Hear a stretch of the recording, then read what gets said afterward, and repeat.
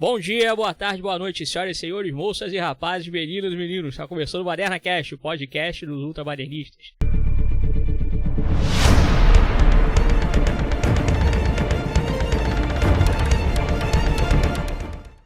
Eu sou o Pipe Mal, diretamente aqui da RadioSolarBrasil.net, com dois guardiões se aposentando, ou não, né? Marcel Campo, Jovem, beleza? Beleza, Alexandre, aí vamos para mais um Baderna. E, cara, não esqueçam de badalar o sininho, dar uma de corcunda de Notre Dame. E eu estou com pena da Lontra Laila. E o Roy Simões, aí, Jovem, como vai? Oi, tudo bem, cara? Vamos lá, né? Tentando me tornar um badernista. Vamos que vamos. E tenho duas coisas pra falar. Tá difícil falar mal do James Gunn. E eu acho que meu top 10 da Marvel mudou, hein? Olha aí. E nessa secção falaremos sobre Guardiões da Galáxia Volume 3. Contou aí no seu elenco com Chris Pratt, Zoe Saldanha, Karen Gillan, Dave Bautista, Will Poulter. Quem mais? Vin Diesel fazendo a voz do Groot, né? E o cara que acaba roubando, ou o Guaxinim, na verdade, que acaba roubando a cena, Bradley Cooper. E aí que a gente pode começar a falar sobre essa nova empreitada aí da Marvel pelo universo cinematográfico. Então, eu poderia dizer que eu gostei mais do que o segundo, mas isso não quer dizer muita coisa, né? Não iria, assim, ter tanta relevância assim. Mas é um filme, assim, simpático. Ele traz aí um James Gunn meio que se despedindo, né? Na narrativa dos Guardiões. Pra mim, fechou a trilogia com um segundo muquirana, vamos dizer assim. Eu acho o segundo filme do Guardiões fraco. Então, o que pra mim causou mais uma simpatia é esse terceiro. Porque ele consegue fechar com uma coesão. Tem alguns elementos que eu tiraria, pra mim tá inflado algumas coisas. Então, por isso que não é um filmaço, eu não consideraria um filmaço. Mas é um bom filme, daquele tipo que a gente pode... um tela quente maneiro, uma sessão da tarde legal. Mas, no geral, eu acho ele muito redondinho. Eu acho que o James Gunn acerta em não ficar cheio de firulas, com subtramas, com subnúcleos, né? E não... são dois filmes, praticamente. É o filme do Rocket Raccoon, que eu acho é o filme trágico, o grande drama do filme é o passado, é o flashback do Rocket. E o filme mais leve, brincalhão, que é que a gente está acompanhando ali com o Star-Lord e todos os outros, que é interessante. Então, no geral, é um filme que funciona. Quem não gostou do segundo, como eu, acho que pode se dar bem agora nesse terceiro. Ter essa mesma sensação de pô, bacana, fechou legal. Despedida do James Gunn, respeitando ali, pelo menos os heróis, sabe? A gente vai ter aí um vilão que tem dois tons que a gente vai debater aqui, que ficou meio polêmico. Um tom mais frio, outro tom mais histérico. Isso a gente vai falar um pouco mais de que incomoda. Mas, no geral, um bom filme, cara. Assim, eu gostei desse terceiro. Assim, não me desagradou de a ponto de, pô, cara... fechou ruim aí, mas não terminou bem a trilogia. Não posso dizer isso. Ele terminou legal. Assim, eu já tenho uma opinião um pouquinho diferente do colega aqui. Eu gostei um pouquinho mais. Assim, eu entendo que a régua, assim, tá um pouquinho baixa, né? Concordo. A régua tá um pouquinho baixa. Mas eu acho suficiente para entrar no meu top 10 dos filmes da Marvel. Lá no finalzinho, talvez. Vamos ver. Mas dessa última fase aí, eu acredito que o único filme que eu achei assim razoável foi o...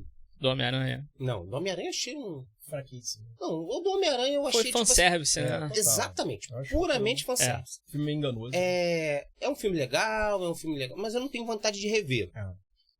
Eu achei, assim, que talvez possa fazer um pouquinho diferente com esse, o Guardiões 3, é o Doutor Estranho. Que eu achei assim... Eu não vi o Amor e Trovão, então eu não posso dizer. Tá perdendo nada. Comédia, né? Não tá perdendo nada. Sinceramente, eu não vi aqui, mas o que eu posso falar eu sei que a régua tá baixa, eu sei que não tá legal, mas eu acredito que seja um filme aí de 7,5 a 8 a nota. Eu dou com tranquilidade pra esse filme, achei redondinho. Tem algumas coisas que me desagradaram, depois a gente vai comentar mais a respeito disso. Aparições de personagens que eu não entendi. Eu entendo essa situação do vilão, conforme ele falou, né? Apesar de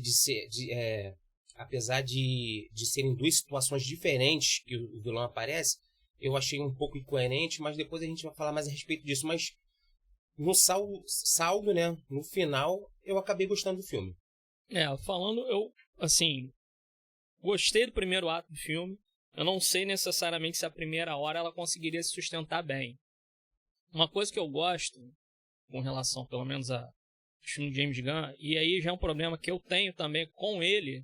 É um problema de segundo ato. Eu gosto que ele consegue manter um filme dinâmico de um jeito que não fica maçante pra você. Vira e mexe, a verdade é essa, vira e mexe, tem alguma coisa acontecendo pra te prender a atenção. Sei lá, pegar uma nave espacial pra ir do ponto A até o ponto B, ok, isso é interessante, porque é um negócio que a gente não vê geralmente nos filmes, né? Então isso mantém a sua atenção como espectador. Personagens tendo bons diálogos aqui e ali, entendeu? Acho que coisas ali ele poderia, com relação, por exemplo, né, fazendo uma comparação com o primeiro Guardiões, que ele tem, de fato, aquele frescor. No 3 a gente já vai meio que esperando algumas coisas que a gente já viu antes. Isso daí é fato, né? Então o primeiro ato eu acho que ele constrói bem. Começa ali com a aparição do Warlock, né? O Adam Warlock já chega arrebentando todo mundo. Que virou ali o lugar nenhum, virou meio que a casa dele, a morada deles. E ele já chega arrebentando tudo no filme, né? É legal porque antes disso começa com os flashbacks do Rocket, né? Foi essa cena que eu acho que eu perdi no início, né? Você foi essa perdeu que eu ela. perdi. E foi uma cena assim, que assim, sequência de ação mesmo, não tem muita sequência de ação. Tem, sei lá, 4 sequências de ação no máximo, assim, no filme todo, né? Assim, mais ou menos umas 4 cenas de ação. Porque o negócio dele mesmo com relação a quando ele escreve o roteiro é mais trabalhar os personagens.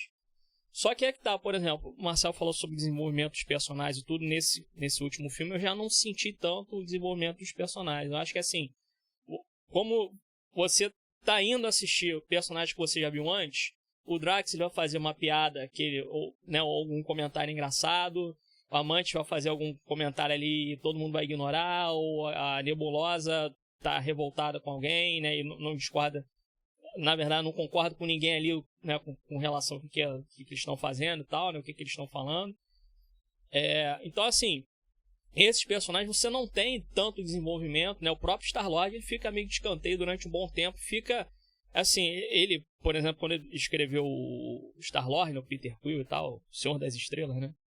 Ele não sabe bem o que fazer com o personagem, né? Ele começa ali meio que, tá numa ressaca, tá enchendo a cara e tudo, porque a mulher que eu amo não me ama e tal, porque ela não é mesmo aquela mulher que eu amava, né? Aquela coisa da Gamora e tal, tá naquela ressaca ali.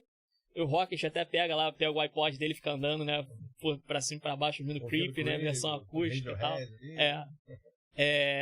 E aí tá naquela fossa do caramba e tal, mas, pô, a gente pensa no Star-Lord, por exemplo, do primeiro filme, e ele é meio que o pegador do espaço, né, cara? Ele passa o olho em todo mundo. Tipo um playboyzão brincalhão, né?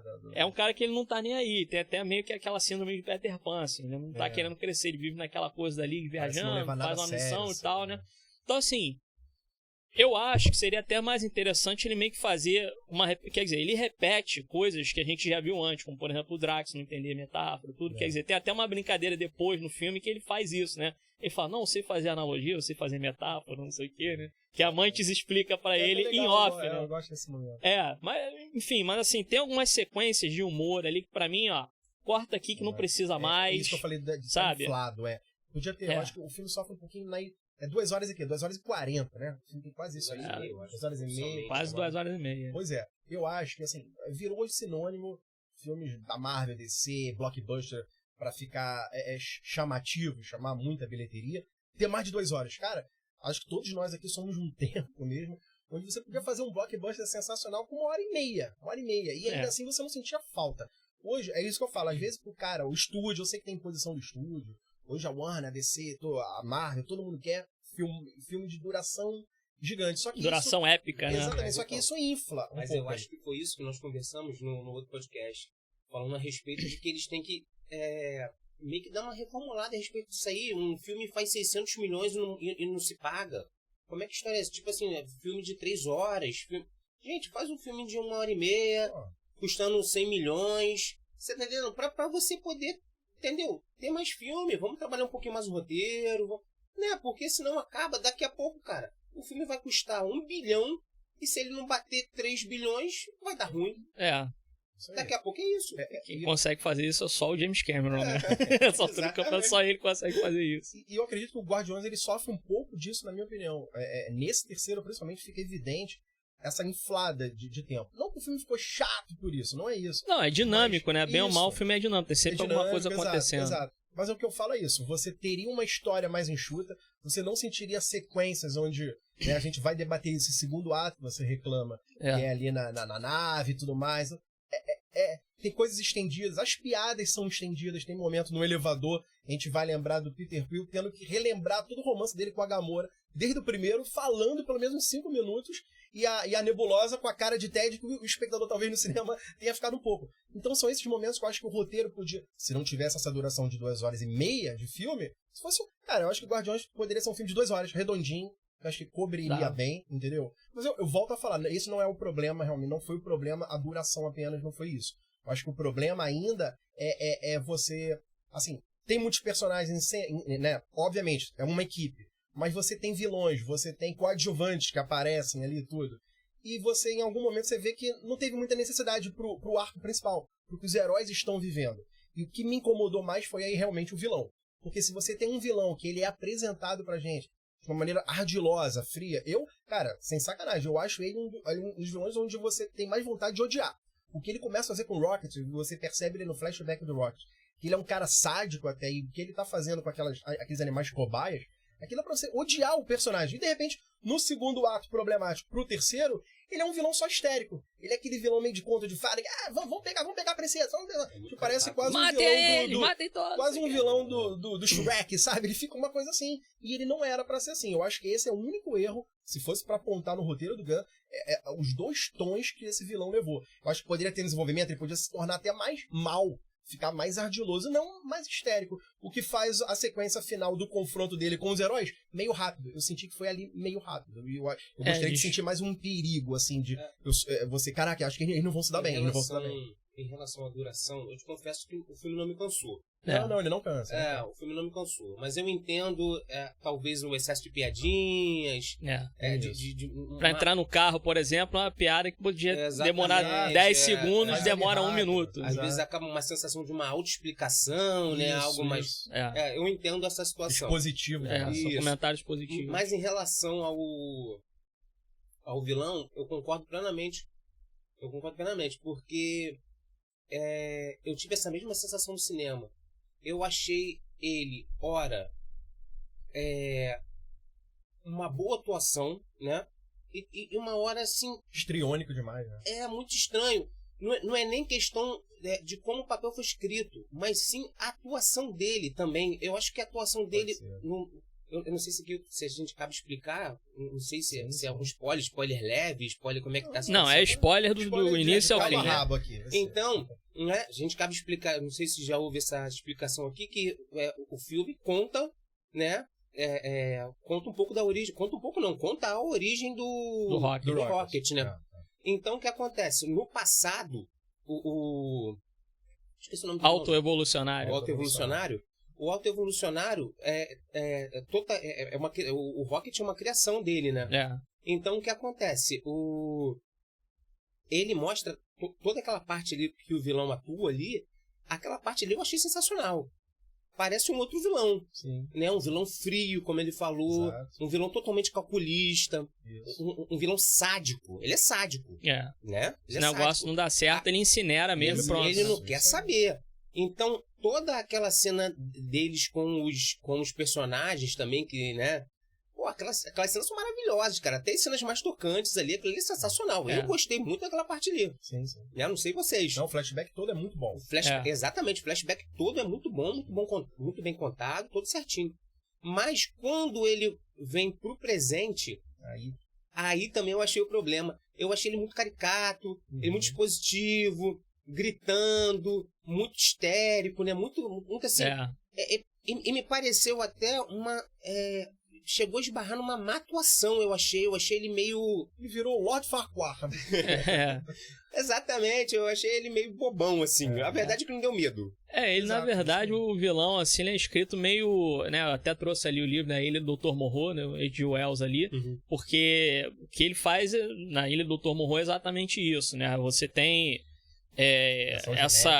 você tem essa modificação genética, ele coloca enxerto nos animais e tal, né? E aí fica essa coisa meio humano, meio bicho e tal, né? E é isso mais ou menos o que o autoevolucionário ele faz ali, né? Só que aí é que tá, esse é o problema pra mim, por exemplo, vocês falaram que vocês não gostam muito do segundo filme. Eu já gosto do segundo filme, mas por causa de um vilão que convenhamos, é feito pelo Kurt Russell, na minha opinião, um dos maiores atores de Hollywood de todos os tempos, é o meu ator favorito, porque se você pegar todos os atores... Não, Michael Douglas, mas aí que tá... Michael Douglas, ele tá no Homem-Formiga, e quando a gente fala do Homem-Formiga, a gente comenta sobre ele. Sim. Que é Um Dia de Fúria, é o melhor filme de todos os tempos. Não era o Patrick Swayze? O Patrick, não.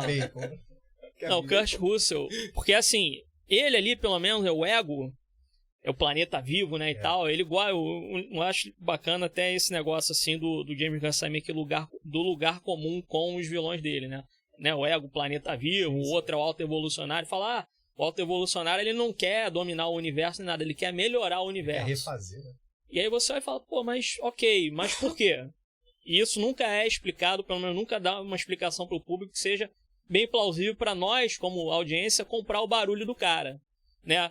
Que nem, por exemplo, fazer uma comparação com o Thanos aí. Fala, não, eu já vi gente morrendo, já vi gente se matando, não sei o quê, isso não vai dar certo, então vou eliminar metade do universo, né? Enfim, essa é a explicação no caso do filme, né? E a gente olha e fala, não, a gente compra o barulho do cara.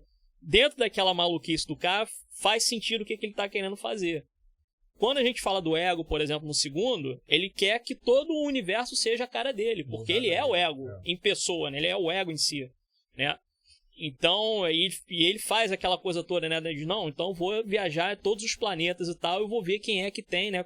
Vou criar meio que uma cópia minha, né? Através aí do coito. E depois vou ver qual deles aí que consegue, né? Praticamente ele vai utilizar essa cópia dele como uma bateria, né? Uma bateria e tal, para poder fazer o plano dele dar certo, né? Transformar o universo todo na cara. Ok, eu concordo com ele, porque ele é realmente, né? Se chama ego, ele é um vilão levado pelo ego. Então é aquela coisa meio narcisista mesmo, né? Ele só vai respeitar aquilo que ele considera igual a ele, né? E aí a gente chega nesse terceiro filme e é realmente pra mim a parte fraca. Porque ele tem essa ideia de, não, eu quero aperfeiçoar o universo, tá? Mas por quê? O que tem de errado com o universo no final, né? Que assim, a gente fica até realmente mais com essa coisa meio de, não, pô, o cara realmente é mal feito pica-pau, porque eles chegam naquele planeta lá que tem, né, aquelas criaturas humanoides, né, aqueles animais humanoides e tal. E aí, pô, ele não tá satisfeito com o que o Star-Lord fala pra ele, né, do que tá acontecendo. Pô, vi um povo vendendo metanfetamina pros caras ali com cara de barata e tal. E aí fala, essa que é a sua utopia, que não sei o que e tal. Olha, verdade, falei aqui, né? Então tá bom, voltar. Simplesmente dizimar então tudo. Ok, faz assim e começa a explodir tudo e tal. Quer dizer, aí, pô, ok. Aí é um projeto ali que ele tá, ok, vai, literalmente ele faz isso, né? Ele explode um planeta inteiro. Sim.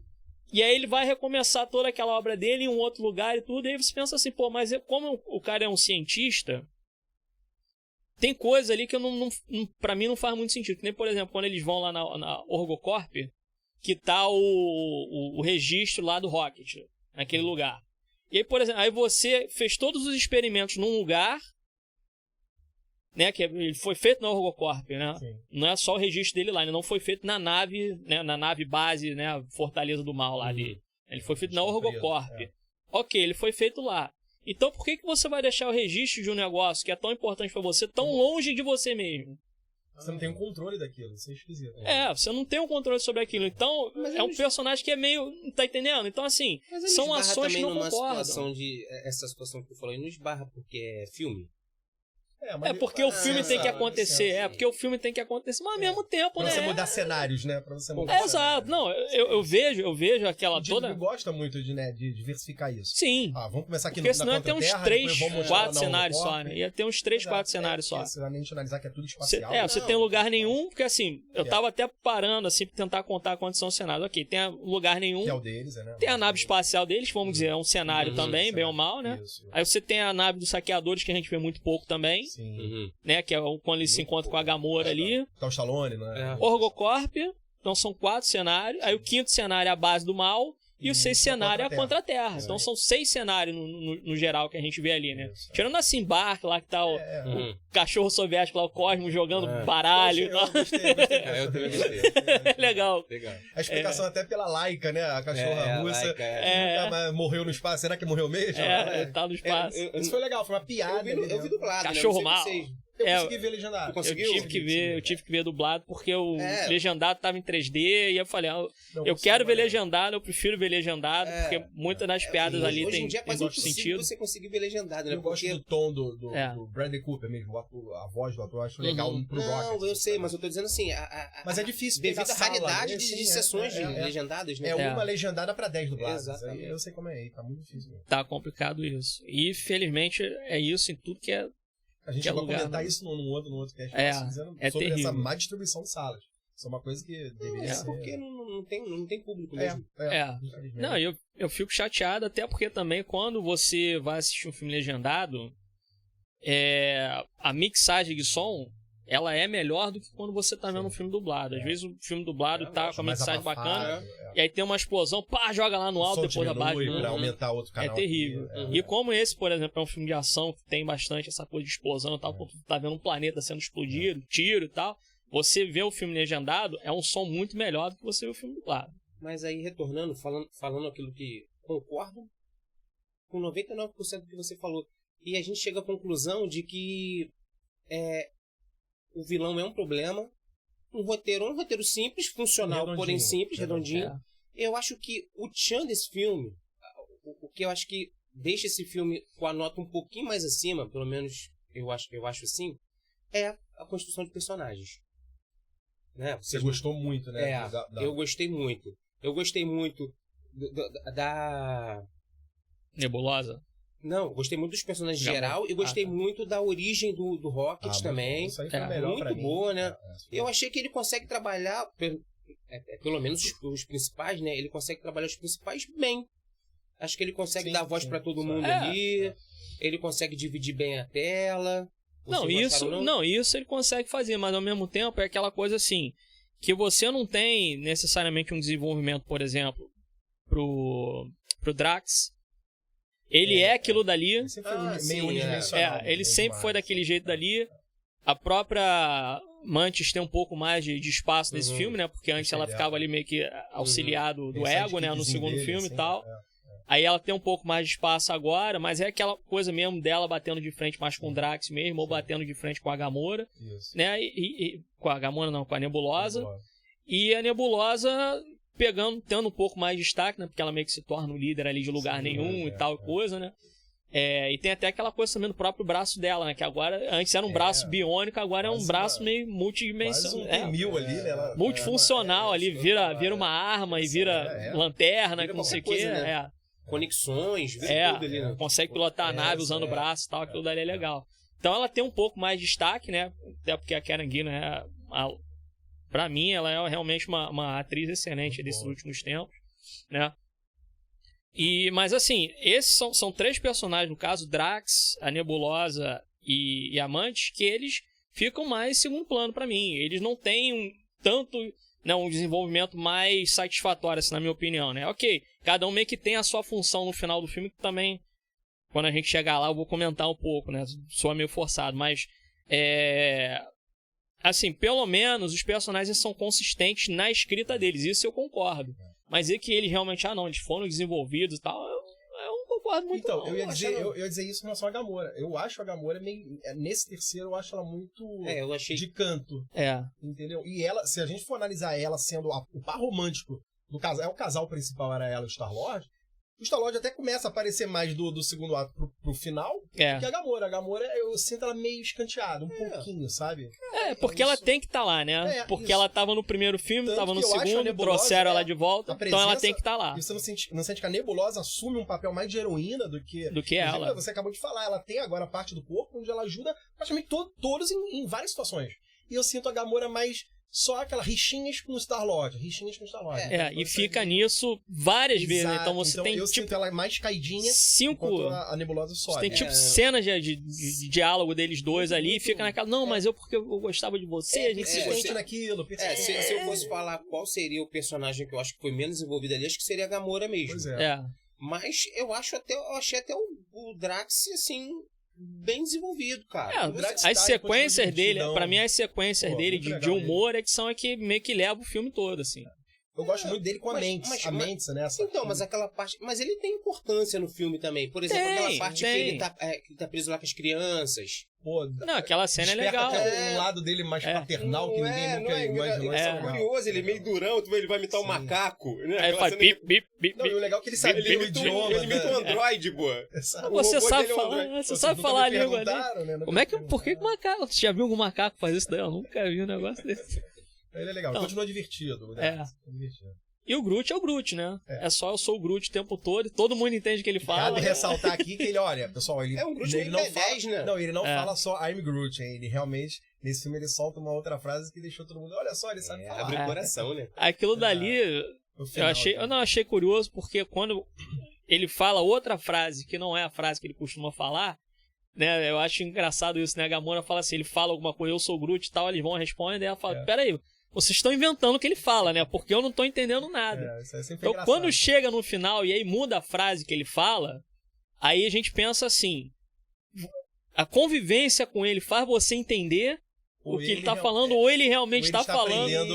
Exatamente isso é curioso. E às vezes, por mais uma vez no filme, um outro personagem meio que explica o que ele tá querendo dizer, né? Exato. Tipo assim, eu sou o Groot, não, ele tá querendo dizer isso, ou ele tá querendo dizer aquilo, né? Como se tivesse várias entonações. O Orlok é a mesma coisa. Não, por que me salvaram e tal, não sei o que. Ele vai e fala, né? Não, porque todo mundo merece uma segunda chance. Cara, tá aí pra mim o grande... Acho que o calcanhar de Aquiles nesse é pegar o Warlock, que é um personagem muito maneiro. Quem leu nos quadrinhos, quem conhece o personagem, enfim. Você vê ele que nem um bobão. Eu achei... Pô, qual é o nome do ator? Will Poulter, né? Will Poulter, Cara, ele é um ótimo ator, já vi... Inclusive, ele é muito recorrente em filme de terror. Quem vê um terrorzinho tem o Will Poulter lá. Ele é um cara meio... um semblante meio psicótico, por isso que ele faz... tem a sobrancelha meio esquisita. Ele é meio assim. Mas ele é um ótimo ator. E ele tá muito bobão. Isso, mas vamos combinar que a Marvel é especialista nisso também, né? A Marvel no cinema, né? Cara, destruiu um grande gente, o que ela fez também com o Nick Fury foi brincadeira no Capitão Marvel. Embora... Ela já tem uma história com isso. Não dá pra salvar. É porque, eu vou ser sincero aqui, eu não sou um profundo conhecedor do Adam Warlock, né? Nos quadrinhos. Mas o pouco que li... Ele é muito sério. Lógico. Muito sério. Ele é um ser divino com uma crise existencialista. Ele é basicamente isso, né? Filosófica, ele não precisava ter aquilo, mas né? Um surfista, né? Exatamente, ele é um deus. Vive muito isso. E tem problemas de existenciais. Mas ele é totalmente filosófico, ele é totalmente, né? E no filme ele virou um galhofão total. Exatamente, galhofa. Isso daí é porque eu já acho, né? Apesar de, quando a gente tá vendo a abertura e tal, né? Com o Rocket ouvindo Creep lá e tal, andando pelo lugar nenhum. Introdução. E aí a gente tá vendo lá as sequências dos nomes e tudo, né? Ele tá lá, escrito e dirigido pelo James Gunn. Eu acho que essa parte de ter que colocar o Warlock lá foi imposição. Apesar dele ter escrito, entendeu? Eu acho que foi imposição. Ele aparece no Casulo, não aparece no segundo filme? Mas aí é cena pós-crédito, né? Poderiam deixar ele de repente para um quarto filme, talvez, né? Mas, enfim, no final tem essa coisa dele ser utilizado, quer dizer, ser subutilizado dentro do filme ali, né? Na sequência de ação. A sequência de ação dele. Olha, eu pensando aqui, que ele chega é sensacional. Exatamente. Mas será que eles pensaram, depois da saída do James Gunn, mudaram um pouco isso? Porque talvez o Warlock teria no filme, teria uma atuação mais decisiva no filme, vamos supor assim, ou ele teria mais poder no filme, ou alguma coisa assim, e depois, quando o James Gunn meio que já sabido que ele sairia da Marvel, será que teve alguma alteração? Aí é que tá. É porque é aquilo, né? O segundo Guardiões, ele tem coisa de 5 cenas pós-crédito, né? Tem umas 5. Tem o irmão do James Gunn lá brincando com a setinha, né? Com aquela setinha do Yondo. Tem o Stan Lee conversando com os cara cabeçudo lá, eu esqueci o nome daqueles personagens, os observadores, não lembro. Também Não lembro. Tem essa sequência, né, que ela inclusive aparece de novo, né, Elizabeth Debicki, né, fazendo aquela do Soberano, a rainha dos soberanos e tal. Eu acho legal até quando o auto-evolucionário vai conversar com ela e bota uma caixa assim na frente dele, ele sobe na caixa pra ficar mais alto. Ela tem tipo 2 metros de altura, ela, né? Tem 2 metros e 10, tá? Então são 5 sequências, são 5 cenas pós-crédito que eles fazem no segundo filme, né? Então é aquilo, eu não sei se... Porque pra mim o que parece é isso, que foi mais imposição do estúdio, ou do Kevin Feige que seja, né? Ele é o cara que manda na coisa toda, né? E fala, ó, tem que botar o Adam Warlock aí no filme e tal.